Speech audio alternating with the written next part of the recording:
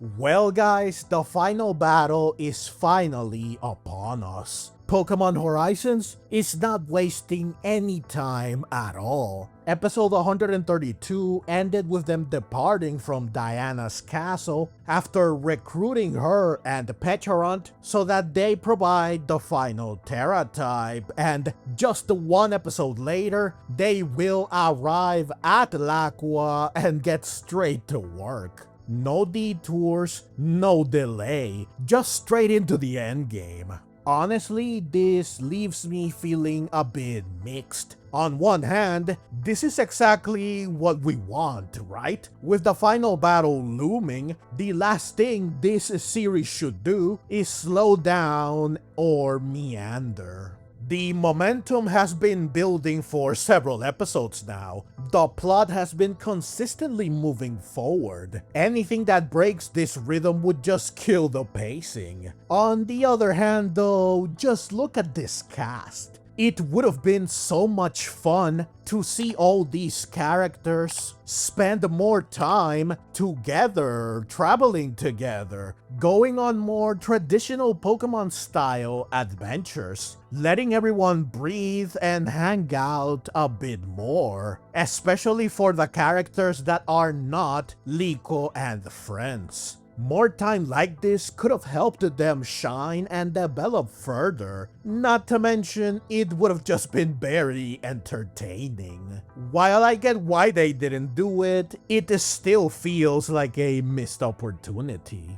But anyways, yeah, in episode 133, Liko and company will reach Laqua and they will immediately get to work. Namely by splitting up to push through Laqua separately, with the goal of regrouping at the core, which is of course their objective, what they need to eliminate. But of course, they're not getting there without facing opposition from the explorers. They will run into several Cofagrigus and Runerigus, all perhaps boosted by strong spheres.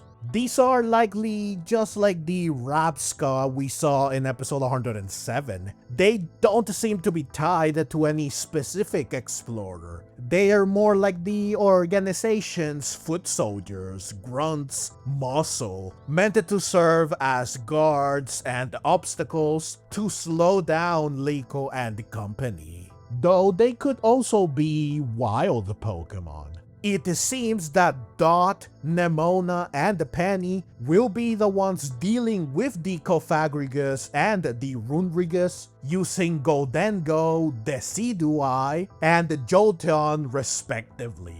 So mostly a battle of ghosts. Likely the intent is to hold them off and clear the path so that everyone else can continue pushing forward. This makes sense since we do see Liko, Anne, and Diana advancing deeper into Laqua via Arcanine, and Roy, Friede, and Ult dealing with another much bigger threat. While we don't see what Liko, Anne, and Diana will encounter on their way to the core, surely there's no way they are just getting a free pass, right? They will almost certainly run into some other obstacle. Spinel, Rubina, and Indy will, unsurprisingly, be here too, so perhaps they will be the ones who stand in their way. The odds are fair, 3 on 3. This is especially likely when you consider that the latest opening features a scene where Meowscarada and Umbreon battle each other, suggesting that a climactic clash between Liko and Spinel, the main villain, is on the menu, standing in for the battle we had before between Gibeon and Liko and friends that essentially ended up as a 1v1 between Gibeon and Liko.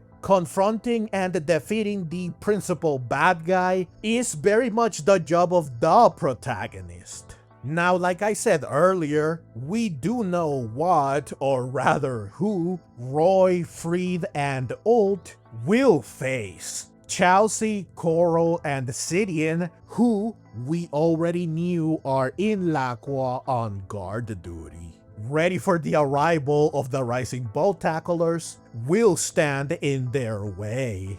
But this won't be the same Chalce, Coral, and Sidian we are used to, because now they have another trump card, Mega Evolution. Now yes, Chalce already revealed that she has access to Mega Evolution in episode 130, so no surprises here. Coral and Sidian following suit, however, in the final battle is certainly a surprise. And the surprises don't stop here. While Coral will unsurprisingly Mega Evolve her Glalie, you know, her ace and main Pokemon, Sidian will surprisingly use his Aerodactyl instead of his ace and the main Pokemon Garganacl. Obviously, this is because Garganacl cannot Mega Evolve while Aerodactyl can. So for the first time, Sidian isn't relying on Garganacl, though this doesn't mean he won't use it, and will battle with his Aerodactyl, who has basically just been transportation up to this point. Essentially the same situation as Chalce's Satu, who finally made its battle debut in episode 120 after spending dozens of episodes serving only as a way for Chalce to get around. So Roy, Friede, and Ult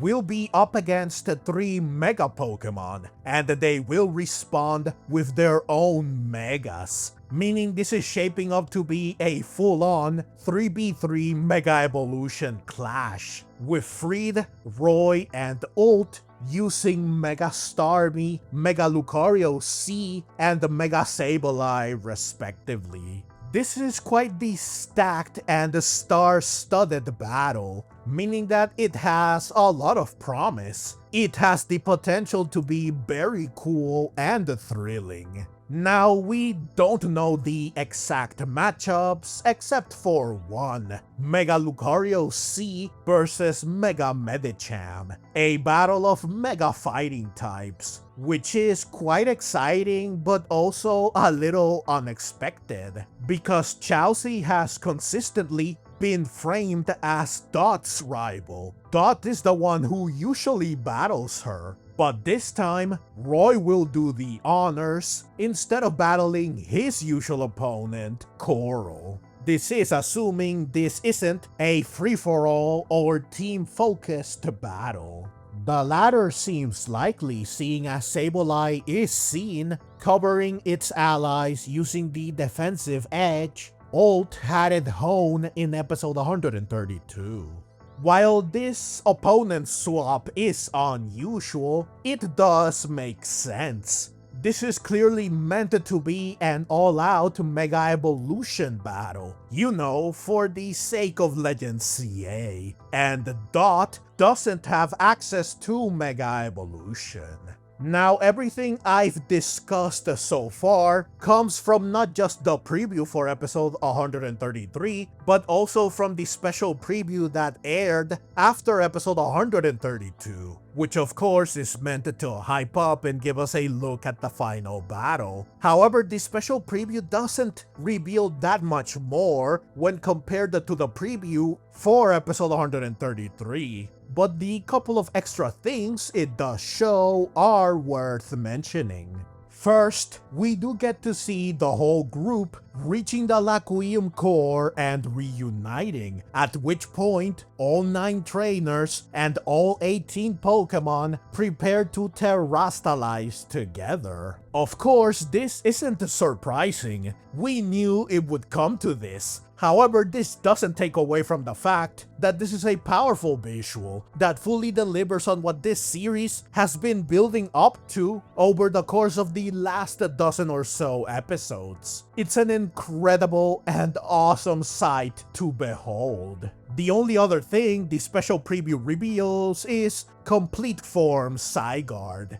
This is of course also not a surprise, since we already saw it on the poster for the final battle, but seeing it fully animated, especially since this is a shiny Zygarde, is just fantastic, and it reinforces how massive this final battle is going to be. And that's really the biggest takeaway here.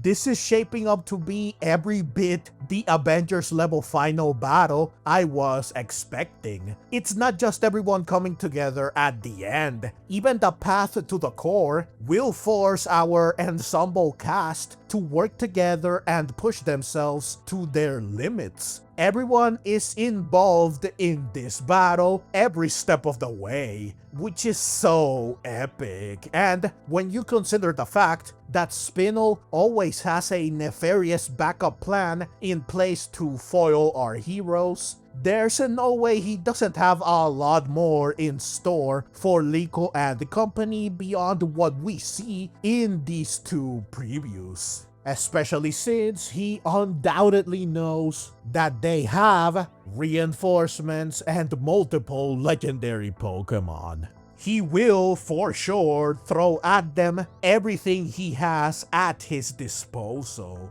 which means there's a lot of room here for multiple thrilling clashes happening in sequence or simultaneously. Which takes me to the one thing that worries me: the length of this final battle.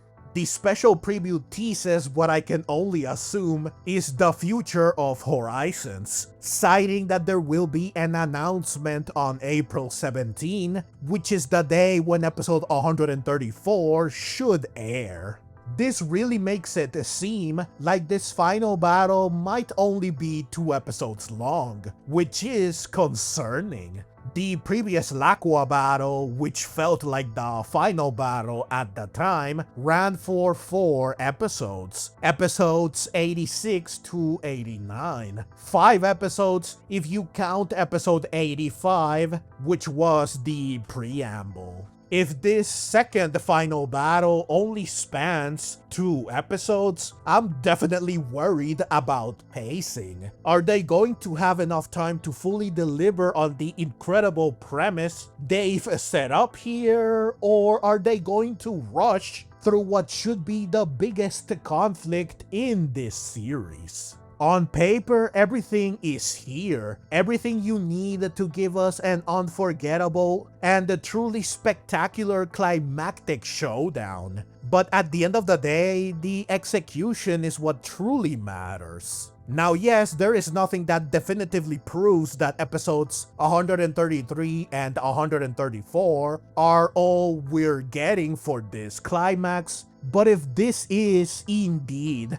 them teasing what comes next, why would they announce it midway through the final battle? It makes more sense to make the announcement after, hence why I'm concerned. Hopefully I'm reading too much into this. Hopefully they will do this incredible cast and remarkable stakes justice. They are taking a 2-week break after episode 132. One can only hope this will allow them to bring forth their A-game.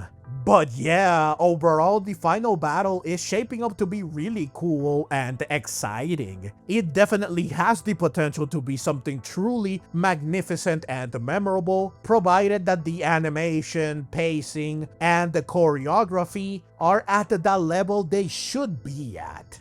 This is a conflict we have been building up to for dozens of episodes and several months. It must deliver. Hopefully, the execution matches the scale, and this doesn't end up being something that sounded incredible on paper, but falls short in practice.